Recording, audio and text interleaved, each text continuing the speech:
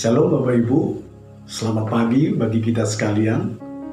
Sebelum kita memulai ibadah kita, saya ingin membacakan satu ayat kebenaran firman Tuhan yang menjadi pedoman kita pada saat pagi hari ini.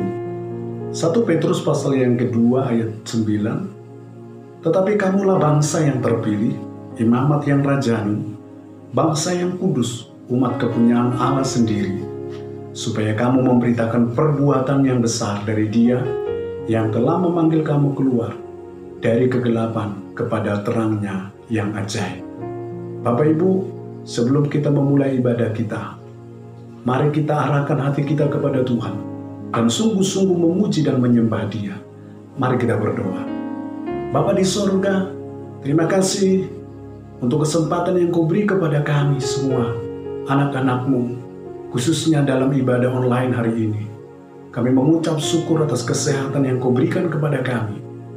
Pagi hari ini, kami menyerahkan ibadah kami dalam tangan-Mu Bapa. Biarlah Roh Kudus-Mu yang menuntun kami dan memberkati para pelayan-pelayan Tuhan yang akan melayani hari ini. Biarlah Tuhan mengurapi kami dengan Roh Kudus-Mu. Terima kasih Bapa, kami percaya hadirat-Mu turun. Sementara pujian penyembahan kami dinaikkan, nama-Mu dipermuliakan. Hadirat-Mu memenuhi tempat ini, memenuhi kami sekalian, memenuhi setiap orang yang tergabung di dalam online hari ini. Terima kasih Bapa. Dalam nama Bapa, Putra, dan Roh Kudus, di dalam nama Tuhan Yesus, kami mulai ibadah kami. Haleluya. Amin.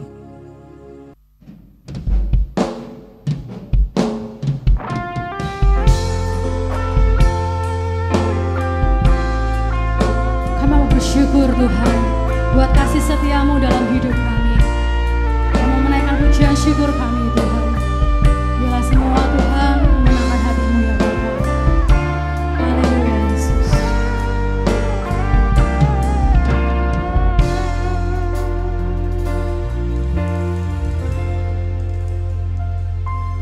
Kau Tuhan yang selamatkanku. Terima kasih Yesus.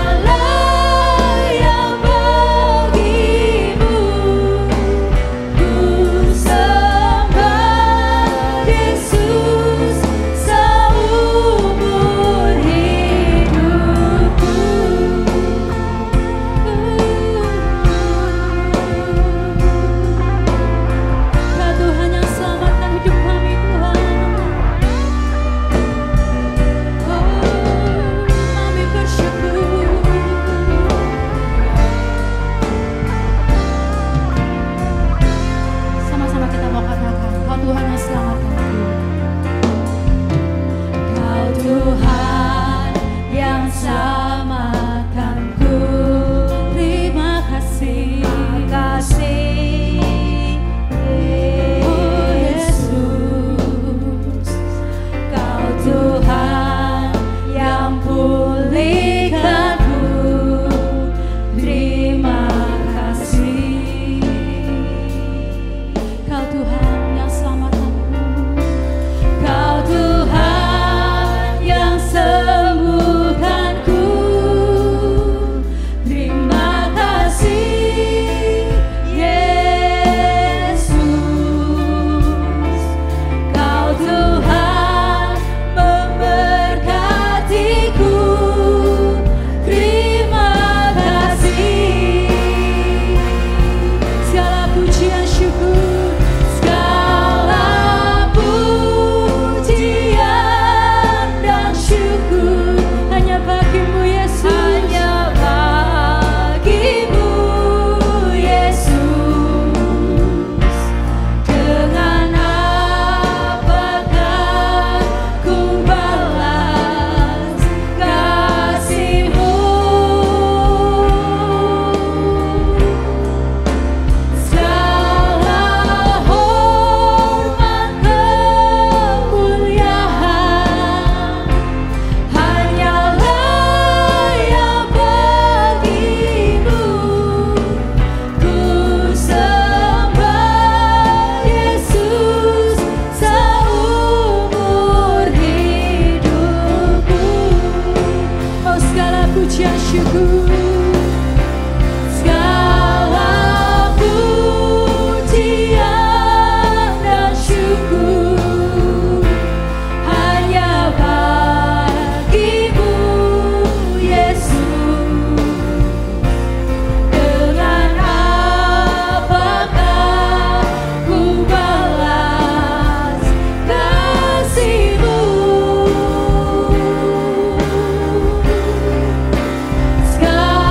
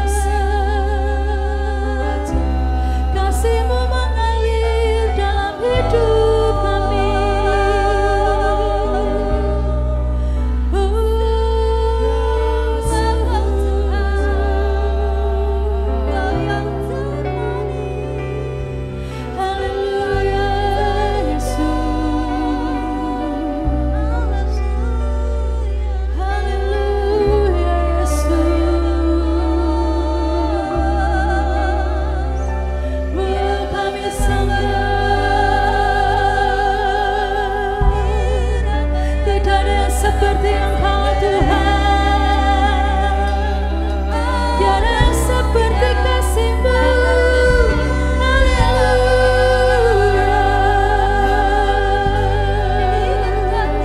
Kasih-Mu sempurna Tuhan.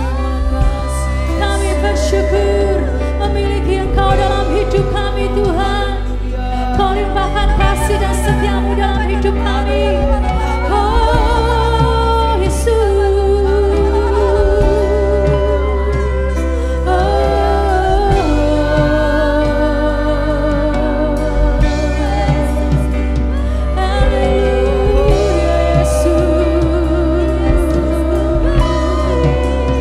kami mau selalu meninggikan-Mu Tuhan, sebab tidak ada seperti Engkau. Nama-Mu besar Tuhan, layak dipuji disembah.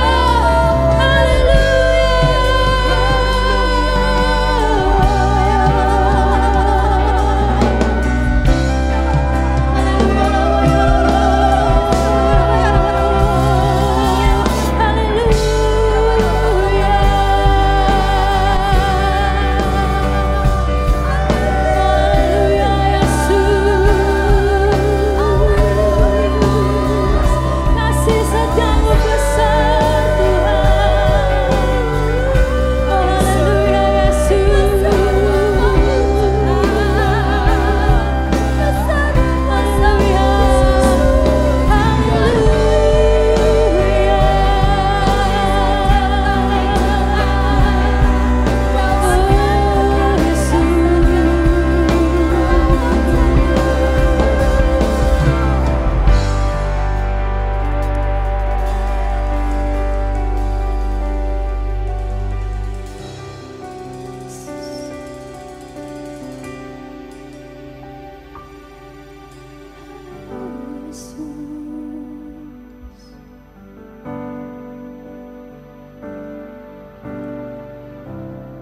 Yesus Tuhan,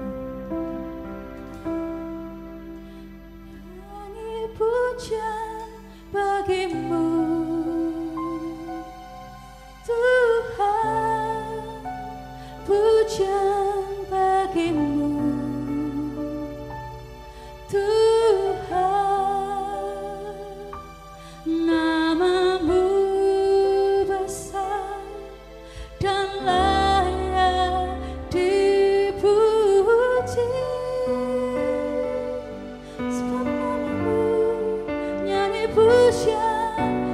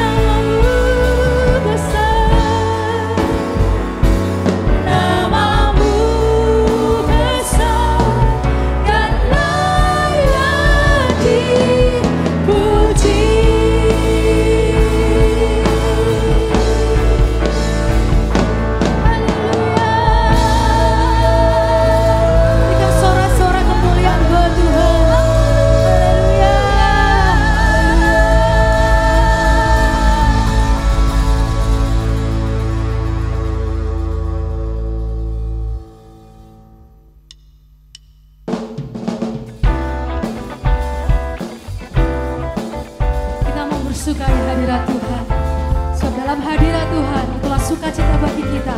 Amin.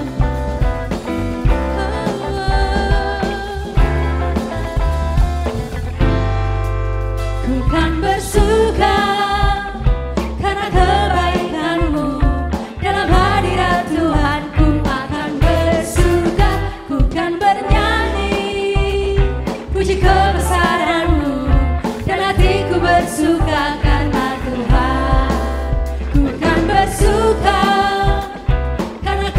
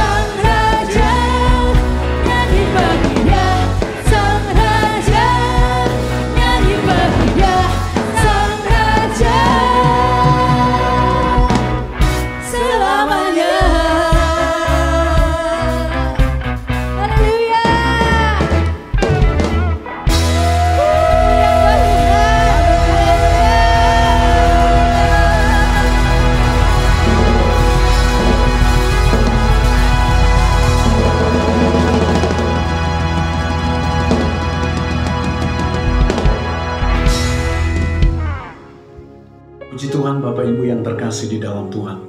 Kita sudah memuji dan menyembah Dia.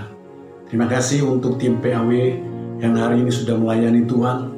Terima kasih juga untuk gereja anak dan juga youth. Ya, kami mengucapkan selamat bergabung bagi jemaat yang baru pertama kali join dalam online service hari ini.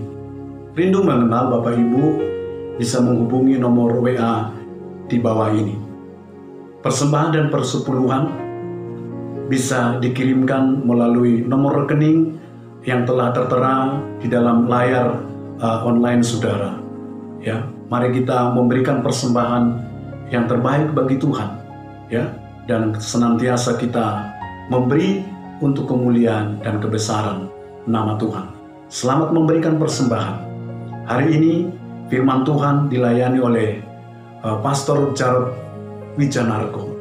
Sebelum kita melakukan segala sesuatunya, mari kita datang berdoa kepada Tuhan. Bapa di surga, terima kasih untuk hari ini. Kami sudah memuji dan membesarkan nama-Mu melalui pujian dan penyembahan yang sudah kami naikkan kepada Tuhan. Terimalah ini Tuhan menjadi persembahan yang layak dan berkenan kepada-Mu ya Bapa. Terima kasih Tuhan, dan kami juga akan memberikan persembahan kami. Mari Tuhan, kuduskan, sucikan persembahan kami, supaya persembahan ini dapat dipakai bagi pelebaran kerajaan-Mu, khususnya secara khusus di HOG. Terima kasih Bapa, kami menyerahkan semua dalam tangan-Mu. Berkati seluruh jemaat-Mu yang akan memberi persembahan hari ini. Terima kasih Bapa. Sebentar juga kami akan mendengarkan firman-Mu yang akan disampaikan oleh Bapak Pendeta Jarod Wijanarko. Tuhan memberkati hamba-Mu dan mengurapi hamba-Mu. Pakai hamba-Mu menjadi saluran berkat-Mu untuk memotivasi jemaat-Mu semakin bertumbuh di dalam Tuhan dan semakin maju di dalam Engkau. Jadikan kami pelaku-pelaku firman, sehingga kami bukan hanya mendengarkan saja, tapi kami menjadi pelaku-pelaku firman. Terima kasih Bapa, kami siap mendengarkan firman-Mu. Di dalam nama Tuhan Yesus, kami sudah berdoa. Haleluya. Amin.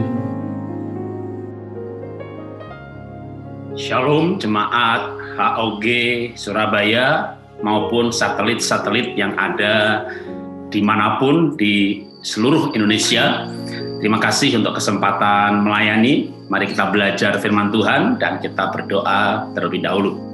Bapak, kami mengucap syukur buat ibadah hari ini secara streaming online. Kami percaya firman-Mu akan menuntun kehidupan kami. Kami siap belajar dalam nama Tuhan Yesus. Amin. Ya, hari ini kita akan belajar firman Tuhan dan saya berikan tema solid pada masa sulit. Sulitnya karena COVID. Dan banyak orang tidak punya duit. Karena ya ada yang kena PHK, ada yang omsetnya turun, ada yang tokonya di mall nggak boleh buka. Tentu ada yang justru mengalami berkat yang luar biasa, ya, yang jual vitamin, apotek, mungkin desinfektan, vitamin, suplemen, yang punya Zoom. Ya. Jadi beberapa orang diberkati berlipat ganda, tapi banyak yang mengalami dampak dari pandemi ini. Karena itu saya mau mengajarkan bagaimana kita solid, khususnya suami istri. Tentu esensi yang sama bisa untuk diperluas keluarga, orang tua, anak, maupun tim pelayanan ataupun dalam perusahaan. Nah, saya akan sampaikan firman Tuhan yang dengan PowerPoint, yang kali ini saya rekam memang dengan Zoom, jadi saya bisa share untuk PowerPoint-nya, tapi mungkin Bapak Ibu jadi merasa agak aneh, misalnya muka saya terlalu besar gitu ya, tapi ya inilah keadaan hari-hari ini yang memang perlu disiasati, termasuk dalam hal beribadah, menyampaikan firman Tuhan. Dulu saya ada kru yang bisa syuting saya, edit, tapi saya mengalami kebangkrutan tahun 2019 pas mau COVID, sehingga saya harus belajar untuk berhemat, ya. Nah, solid pada masa sulit, solid pada masa sulit. Nah, ada cerita di Alkitab dalam Kejadian pasal 26 ayat 1 dikatakan pada waktu itu timbul kelaparan dan bukan kelaparan yang pertama. Artinya itu masa sulit. Ishak pergi ke Gerar, merantau, ya. Dan ketika dia merantau ke Filistin, maka Raja Filistin itu menjenguk dari jendela. Ayat Kejadian 26 ayat 8, maka dilihatnya Iska dan Ribkah ini bercumbu-cumbuan, sebuah penggambaran yang intim. Jadi justru pada masa sulit mereka intim. Nah ini kan banyak pada masa sulit ini suami istri malah berantem, saling menuntut, saling menyalahkan. Wah kamu cari duit dong, ya kan kena PHK, ya kena PHK kan keadaan, tapi kan harus diatasi.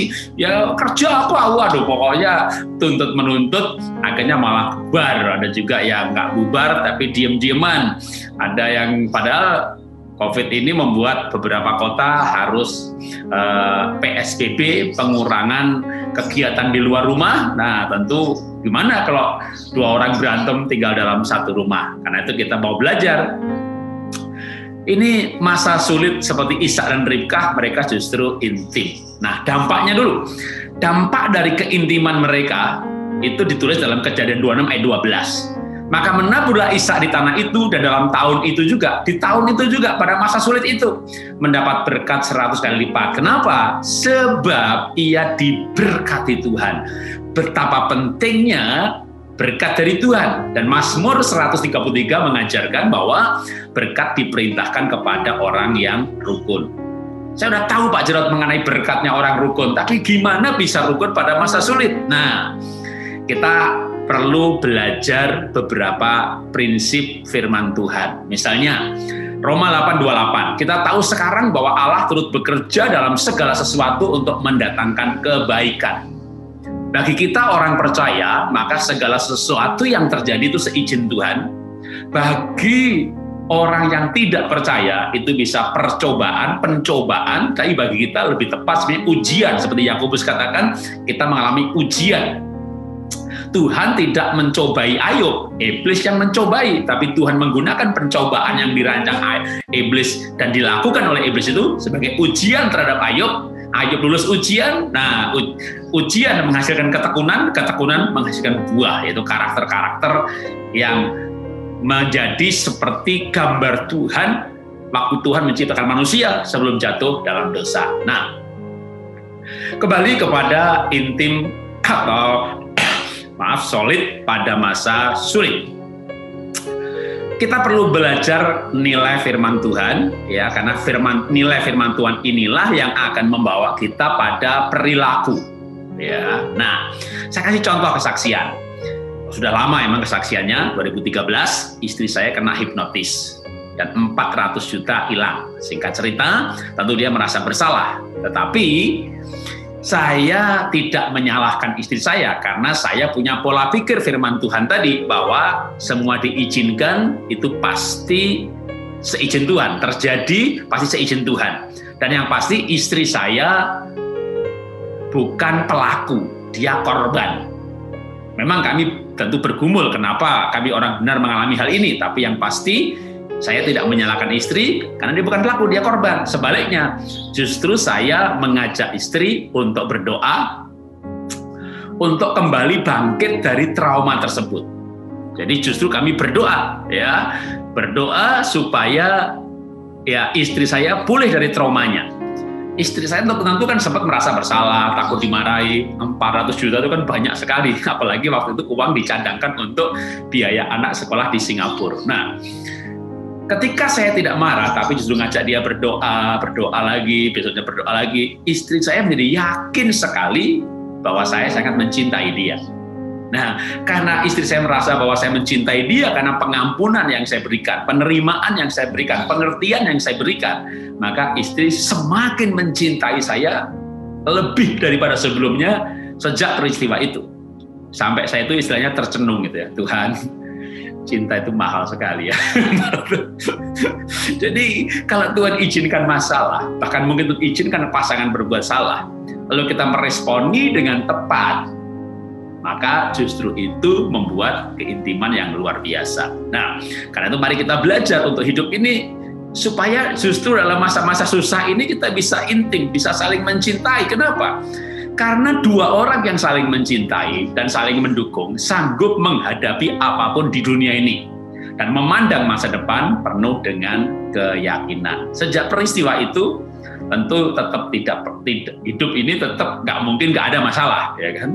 Tapi dua orang yang saling mencintai, saya bilang sama istri, hidup ini yang pasti ada aja Tapi kalau kita solid, kita bisa menghadapi apapun juga. Yang termasuk juga dengan pandemi sekarang ini. Ya, pasti kalau dua orang menghadapi itu jauh lebih kuat daripada seseorang menghadapi sendirian. Dua orang saling menyalahkan, mendingan sendirian gitu kan. Tapi gimana dua orang saling menguatkan? Nah, lebih bagus daripada sendirian. Karena itu kita belajar justru meresponi keadaan, menyingkapinya dengan sehati. Nah, sekarang lebih dalam lagi. Tapi gimana pasarannya saling mencintai pada masa sulit ini? Pasangan saya itu menyebalkan sekali. Nah, percaya bahwa Tuhan itu akan membuat semuanya indah pada waktunya. Memang kadang kita nggak mengerti bagaimana caranya. Tapi, supaya kita bisa membuat justru pasangan suami istri pada masa sulit ini tidak saling menyalahkan, bisa solid, maka perlu langkah praktis. Langkah praktisnya saya ambil dari 2 ayat. Galatia 6 ayat 2, bertolong-tolonglah menanggung bebanmu. Amsal 10 ayat 4, rajin intinya ya. Orang harus rajin. Nah, pandemi ini dua-duanya di rumah, bahkan mungkin misalnya ada yang mengalami penghematan biaya, ya. Lalu pembantu dipulang kampungkan, akhirnya nggak pakai pembantu, atau dari dulu emang nggak pakai pembantu. Lalu ini menikah nih pasangan ini males, gadgetan melulu, meja kotor dibiarkan, pantry, dapur kotor dibiarkan. Keadaan kotor itu kan juga membuat suasana nggak enak, baunya nggak enak, aromanya nggak enak, memicu kemarahan. Lalu saling tunggu-tungguan atau saling suruh menyuruh, ya kamu aja bersihin, itu kan tugas kamu, ya kan saya ada kerjaan yang lain, kamu dong, kamu kan nganggur, waduh, wah berantem. Maka perlu belajar memiliki sikap rajin dan kesediaan menolong. Ketika rajin, memang duitnya mungkin tidak banyak. Tapi kerajinan mengelola rumah tangga, kerajinan bekerja, kerajinan melayani. Firman Tuhan mengatakan tadi dalam kitab Amsal bahwa tangan yang rajin menjadikan kaya. Ya, tangan orang rajin menjadikan kaya atau diberkati. Nah, yang perlu saya tekankan adalah di era milenial ini, suami istri itu kan kebanyakan sama-sama bekerja. Ya, kalau sama-sama bekerja, misalnya istrinya juga ada pekerjaan, baik full time atau part time, baik di kantor atau online. Kenapa juga tidak sama-sama pekerjaan domestik? Nah, kalau di luar negeri itu biasa banget ya, hal yang wajar, laki-laki itu masak, ngepel, nyuci. Istrinya juga melakukan hal itu. Jadi ya yang satu lagi keluar rumah, yang satu di rumah. Ini hal yang sangat biasa. Nah, di Indonesia kadang kurang biasa. Maka saya mau mengajarkan, kan kita sama-sama cari uang. Kenapa nggak sama-sama melakukan pekerjaan domestik? Ya, hanya yang rajin yang mau. Ya, ditambah, nah baru sama-sama tidur. Jangan menikah itu hanya teman tidur. Ya, cari uang sendiri-sendiri, duitnya sendiri-sendiri, didik anak sendiri, melayani sendiri, gereja sendiri, baru tidurnya bareng. Masa pernikahan hanya teman tidur. Maaf nih, itu mutu pernikahannya kurang baik. Tapi teman tidur seperti Iska dan Ribka dilihat oleh Abimelekh bercumbu-cumbuan, itu kalau bukan cuma teman tidur, tapi teman hidup. Hidup ini apa? Cari uang, bekerja, ngurus rumah, ngurus anak. Kenapa nggak bersama-sama? Ya, kalau nggak bersama-sama paling nggak itu saling mendukung. Itu gini, misalnya istrinya lagi di dapur masak dan anaknya mengganggu, ya bapak ambil anaknya aja, jangan sama-sama masak gitu ya. Bapaknya ngambil anaknya, ajak bermain sehingga nggak mengganggu ibu. Nah itu tidak mengerjakan hal yang bersama, tapi punya kerelaan kemauan untuk melakukan membantu pekerjaan praktis sehari-hari atau dengan istilah dengan nama pekerjaan domestik. Karena banyak bapak-bapak tuh senangnya ya bukan pekerjaan domestik ya, malah yang di luar rumah gitu ya, kesaksian, khotbah, pelayanan, dagang, bisnis, meeting, yang semuanya terekspos di luar. Tapi hidup ini kan nggak di luar terus. Hidup ini lebih banyak juga di dalam rumah, dalam keluarga. Maka saya menekankan perlunya suami istri, ayah ibu mau melakukan pekerjaan domestik. Kalau itu dilakukan ayah dan ibu, anak itu udah pasti ngikut. Ya, karena anak itu hanya melihat teladan dari orang tuanya. Ya, kita lanjutkan lagi. Bagaimana kita bisa solid pada masa sulit? Ketika dua orang sepakat solid, maka firman Tuhan berkata demikian dalam Khotbah pasal 4 ayat 12. Dan bila mana seorang dapat dikalahkan, 2 orang dapat bertahan, tali 3 lembar tak mudah diputuskan. Betapa dahsyatnya ketika sepakat. Maka firman Tuhan juga mengajarkan dalam ayat yang lain, apabila 2 orang sepakat dalam namaku, mereka minta apa saja, aku akan memberikannya. Nah, alangkah hebatnya dan seharusnya yang sepakat itu siapa? Ya 2 orang saling mencintai kan. Masa suami istri susah sekali sepakat. Bapak-bapak lebih mudah sepakat dengan tim pelayanannya, dengan pendoa syafaatnya, dengan tim manajernya di kantor. Pokoknya bukan dengan istri. Begitu sama istri, susahnya minta ampun. Ini ada yang perlu dikoreksi mengenai relasi. Ya, kalau orang saling mencintai, maka saya percaya sepakat adalah hal yang mudah. Karena ada berkat di dalam sepakat. Ya, kita lanjutkan lagi.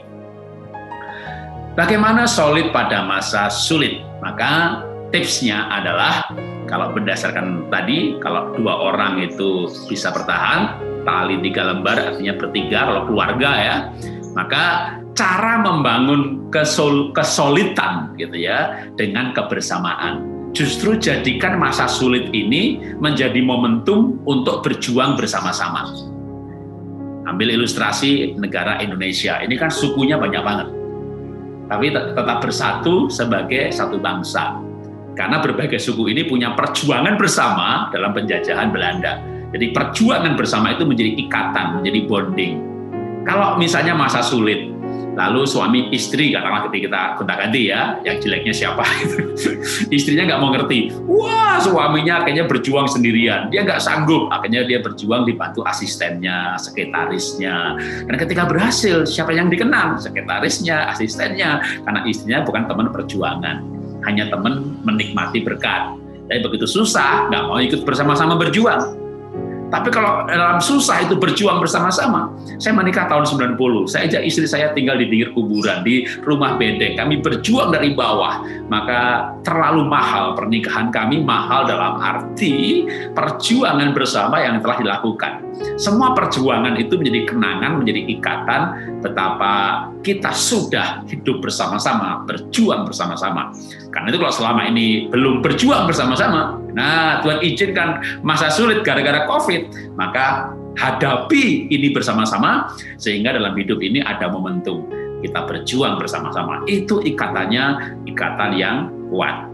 Iska dan Ribka, mereka merantau ke Gera, mereka berjuang di daerah perantauan, bukan tanpa masalah, tapi mereka solid, dan Tuhan berkati luar biasa. Nah, saya kasih kesaksian singkat ya, saya punya usaha itu namanya Iva Dasyat MLM, dan kami nggak berpikir kalau bangkrut. Kenapa? Kalau batiknya sepi, cookwarenya laku, cookware sepi, kosmetiknya laku, kosmetiknya sepi, aksesorisnya, waduh kami multi produk. Belum lagi jaringan kami ada di semua provinsi dan hampir semua kabupaten, 200 lebih kabupaten. Member kami sempat mencapai 500.000 puncak-puncaknya, 10% tutup poin saja bulan itu, tutup poin, maka 50 miliar omset bulan itu. Saya bermimpi, wah bisa pensiun di Swiss atau di New Zealand, atau malah di Bali aja ya, ke Indonesia nggak kalah indahnya. Tapi boro-boro ya, 2019 kami bangkrut. Lalu orang berkata, Pak Jarod main, nah usahanya banyak, ya paling nggak yang besar 2, yang satu Iva, yang kedua Happy Liquid, sekolahan tuh sustainable, nggak akan goyah. Kalau orang lagi sepi mungkin menghemat beli baju, tapi nggak mungkin anak berhemat nggak disekolahkan. Ya, jadi kami ada 66 franchise cabang sekolah Happy Liquid. Dan sekolah pendidikan termasuk selama ini dipahami sebagai usaha ataupun pelayanan yang sustainable, stabil, sampai COVID datang, sekolah di rumah. Kalau orang kuliah, tetap kuliah, lulus SMA, tetap masuk kuliah. Tapi sekolah saja kan playgroup, taman bermain, kelompok bermain, taman kanak-kanak. Ya, begitu COVID belajar di rumah, TKB lulus, yang playgroup nggak daftar. TKA jadi TKB. Tahun ini TKB lulus, muridnya habis. Waduh, ini bakal bukan ya mudah-mudahan ini pandemi cepat berakhir, tapi kami sudah setahun ini tiap bulan nombokin malah. Jadi kami pun mengalami kali ini masuk masa sulit. Nah, lalu apa dong yang kita lakukan? Yang pasti suami istri sehati, saling mencintai, berjuang bersama. Tapi secara praktis juga saya mau kasih kesaksian. Pada masa sulit ini saya ingat kisah Yakub. yang bekerja 7 tahun rasanya beberapa hari saja, dan itu juga pada masa sulit, yaitu pada masa di mana dia mau dibunuh sama kakaknya, lari merantau kepada pamannya bernama Laban, dan bekerja 7 tahun rasanya beberapa hari. Kenapa? Karena cinta. Jadi cinta itu bikin antusias. Memang cinta itu pengaruhnya luar biasa ya, bikin orang semangat, bikin antusias, bikin rajin.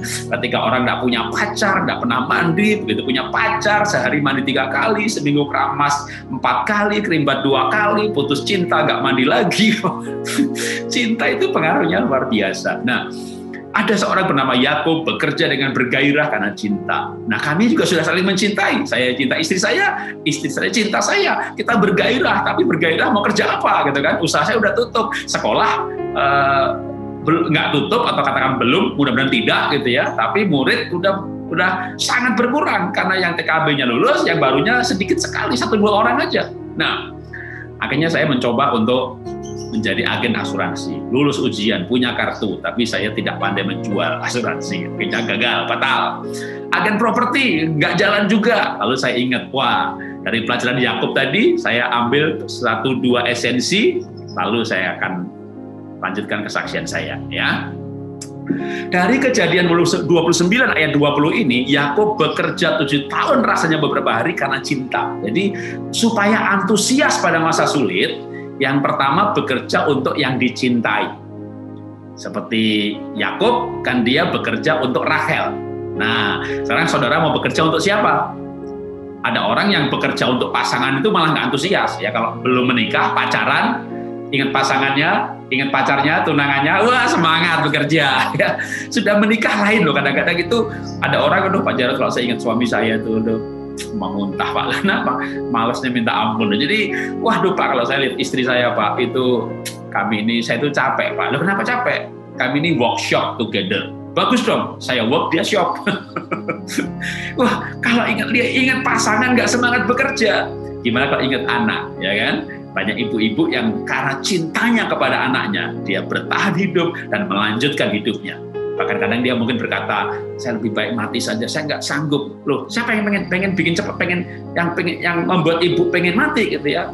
Problem pernikahan, tapi nggak jadi mati, nggak jadi bunuh diri. Kenapa? Demi anak-anak. Nah, karena itu untuk antusias ini, siapa apapun pokoknya Anda boleh cinta Tuhan, cinta pelayanan, cinta pasangan seperti saya, cinta anak-anak, saya juga.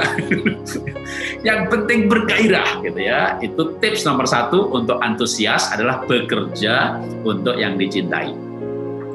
Tapi tips berikutnya adalah bekerja yang dicintai. Maksudnya apa? Passion. Nah, waktu saya bangkrut, asuransi nggak jalan, akhirnya saya ingat masa lalu saya, di mana saya punya passion, punya bakat melukis. Lalu saya mulai, ya selama pandemi ini, tiap minggu pokoknya saya lukis 1 gitu ya, upload, laku lagi, lukis lagi, upload lagi, laku lagi, lukis lagi, upload lagi, laku lagi. Nah, maka saya sungguh menjadi semakin dikuatkan bahwa kalau bukan diberkati Tuhan, kan Iska dan Ribkah itu dia menabur lalu menjadi kaya karena diberkati Tuhan. Nah, kalau saya nggak diberkati Tuhan, yang jual makanannya aja susah, jual kebutuhan pokok aja susah, apalagi jual lukisan. Tapi aneh bin ajaib loh, itu 1 minggu bisa 1 loh, sejak bulan Mei tahun lalu sampai hari ini. Jadi tiap minggu itu ada aja yang pesan apa aja emang saya kerjakan, ya macam-macam jenis lukisan. Tapi saya tuh sekarang begini, saya pernah hidup dengan berpuluhan ratusan juta. Saya pernah bangun sekolah di pedalaman jumlahnya puluhan. Jadi pernah hidup dalam kelimpahan. Ya, gimana nggak melimpah, saudara, kalau misalnya omset 1 bulan puluhan miliar dan produk fashion itu marginnya bagus. Nah, tiba-tiba bangkrut. Sekarang dapat duit 5 juta aja senangnya minta ampun. Saya kembali seperti hidup pada bangsa Israel itu yang keluar dari Mesir menuju tanah perjanjian gitu ya. Hidup di padang gurun, tapi hidup di padang gurun itu melihat tiang awan, tiang api, melihat langkah-langkah Tuhan, penyertaan Tuhan sangat nyata dalam hidup ini. Dan kami suami istri solid menghadapi keadaan ini dengan antusias, dengan berhemat, dengan tetap melayani Tuhan, nggak menyalahkan keadaan. Yang penting kita rajin, saling menolong, maka apapun keadaan yang Tuhan izinkan terjadi, kami adalah pribadi-pribadi dan keluarga yang bahagia. Jadi Bapak Ibu bisa mencari apa talentanya. ya ini talenta saya, mana talenta Bapak Ibu, gitu kan? Setiap orang kan pasti punya talenta, tinggal dikembangkan saja. Terakhir sebagai penutup ya, untuk orang bisa bertahan bahkan diberkati, maka pada masa sulit ini harus rendah hati untuk melakukan apa saja, mau melakukan apa saja. Kenapa? Karena Mazmur pasal 1 ayat yang ketiga mengatakan, ia seperti pohon yang ditanam di tepi aliran air, yang menghasilkan buahnya pada musimnya, tidak layu daunnya, apa saja yang diperbuatnya berhasil. Jadi supaya berhasil harus mau melakukan apa saja, dan apa saja yang dilakukan Tuhan bisa bikin berhasil. Mau jualan makanan, kebutuhan pokok, mau jual snack, mau jual sambal, mau jual vitamin, mau jual desinfektan, apapun. Tapi yang penting suami istri belajarlah untuk sehati sepakat melakukan apa saja dengan rajin, dengan antusias, melakukannya dengan pengabdian, nanti bagian Tuhan yang memberkati. Karena memang Tuhanlah yang menjadikan kaya, susah payah tidak akan menambahinya. Kami menghadapi hari-hari ini pandemi, ditambah dengan berbagai masalah yang ada. Puji Tuhan Bapak Ibu kalau tidak terkena dampak, tapi saya termasuk yang terkena dampak. Kalau usaha fashion Iva Dahsyat itu bukan dampak dari COVID, tapi dampak dari digitalisasi. Jadi kan 4 tahun lalu temanya millennial kills everything. Millennial dalam arti sebenarnya digitalisasi yang terlalu cepat membuat usaha-usaha tradisional berjatuhan. Nah, kami sempat ikut bikin usaha yang digital, buka platform. Tapi di situ justru persaingannya luar biasa. Ya, modalnya bukan seperti raksasa, seperti Lazada, Zalora, Tokopedia. Kami juga buka platform. Modalnya habis, usernya belum banyak. Valuasinya nggak jalan, sahamnya nggak naik, tapi cash flow-nya habis, ya kami tutup. Nah, dan saya waktu itu berharap, ya tenang dah, ya usaha fashionnya tutup, ada sekolahan, sustainable, stabil, tak tergoyahkan. Ternyata di akhir zaman ini tidak ada yang tidak bisa diguncangkan, kecuali kekekalan, kecuali keselamatan, kecuali hubungan kita dengan Tuhan. Selebihnya tidak ada yang kekal, nggak ada yang abadi. Karena itu kita harus punya nilai-nilai kekekalan. Kita harus punya nilai-nilai keabadian. Yang pertama, keabadian itu adalah jiwa kita, nyawa kita, keselamatan yang kita miliki dalam nama Tuhan Yesus. Itu keselamatan yang sebagai harta yang paling mahal. Karena orang paling kaya di muka bumi nggak bisa memberi keselamatan dengan hartanya. Tapi dia bisa mendapatkan keselamatan dengan imannya, menerima Yesus sebagai Tuhan dan Juru Selamat pribadi. Ketika kita memiliki nilai-nilai kekal, atau saya memiliki nilai kekal seperti ini, kehilangan harta yang cukup besar, usaha yang cukup besar, tapi tidak stroke, tidak sedih, tidak kolaps, tetap antusias, tetap melayani Tuhan, dan merasakan pemeliharaan Tuhan dari hari ke hari. Tuhan memberkati. Mari kita berdoa. Bapak, kami mengucap syukur, kami belajar firman-Mu, ajari kami tetap solid pada masa sulit. Kami suami istri, orang tua anak, tetap antusias bekerja, antusias melayani Tuhan, antusias saling mencintai satu dengan yang lain, menghadapi semuanya bersama-sama, dan menjadikan keadaan hari-hari ini sebagai momentum untuk berjuang bersama-sama. Dan yang pasti, kami akan menang bersama dengan Tuhan. Terima kasih Bapa. Dalam nama Tuhan Yesus kami berdoa mengucap syukur dan belajar firman-Mu. Amin. Tuhan memberkati. Selamat beribadah hari ini dan juga melanjutkan kegiatan-kegiatan. Ingat protokol kesehatan, jaga kesehatan. Tuhan memberkati. Bapak, Ibu, dan yang terkasih di dalam Tuhan Yesus Kristus, mari kita masuk di dalam perjamuan kudus. Bapak, Ibu, dan semuanya bisa menyiapkan roti dan anggurnya. Mari kita satukan di dalam doa. Tuhan, mengucap syukur bahwa pada hari ini Tuhan, kami akan menerima perjamuan kudus. Sucikanlah, kuduskanlah roti dan anggur ini. Siapa saja yang makan roti dan minum anggur ini merupakan persekutuan dengan tubuh dan darah Kristus. Amin. Bapak, Ibu, dan yang terkasih dalam Tuhan, sebelum kita masuk di dalam perjamuan kudus, dengarkanlah firman Tuhan di dalam 1 Korintus 11 ayat yang ke-28. Demikian firman Tuhan.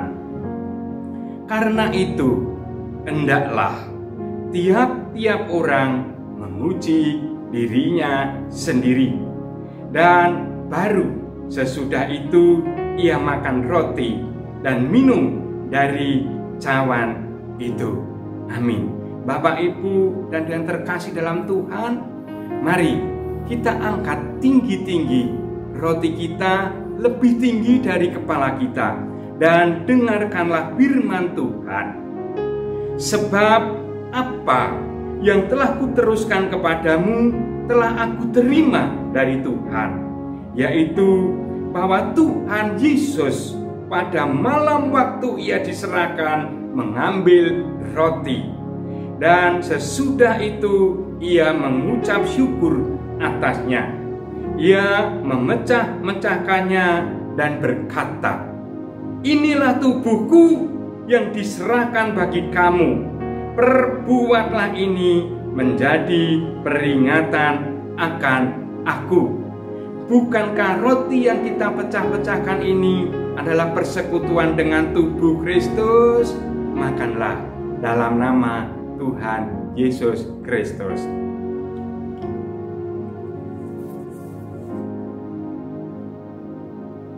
Mari kita angkat tinggi-tinggi cawan ini, lebih tinggi dari kepala kita, dan dengarkanlah firman Tuhan. Demikian juga ia mengambil cawan sesudah makan, lalu berkata, "Cawan ini adalah perjanjian baru yang dimeteraikan oleh darahku. Perbuatlah ini setiap kali kamu meminumnya menjadi peringatan akan aku.